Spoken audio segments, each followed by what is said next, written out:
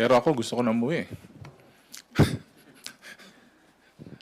Thank you, Mela. Let's go back to Tina Panganiban Perez for the continuation of her questions. Sir, naalala ko na. Ayan na. Sir, yung 600 plus na may record sa PSA, sabi niyo po kasi kailangan ding masilip Oo. kung nakatanggap talaga sila ng confi funds. Posible po bang hindi sila nakatanggap?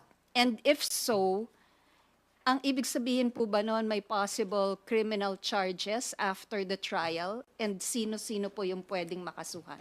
Well, lalabas po sa trial natin yan. Pero yung tanong mo, ma'am, dun sa posible or imposible, pwedeng pareha yung sagot nun. Either nakatanggap nga sila or hindi. Ang sure lang po natin, yung mga fictitious names, malamang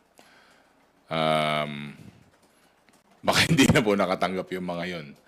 Baka pampadagdag na lang po sa listahan at yung mga may records nga po, baka hindi nga imposible pero baka posibleng doon napunta yung bulk po ng mga questionable na pera na hindi pa rin may paliwanag ngayon. But again, meron po tayong impeachment. So sobrang baka 90% ang mga tanong nyo tungkol sa confidential funds, doon po talaga masasagot at doon po ma-reveal.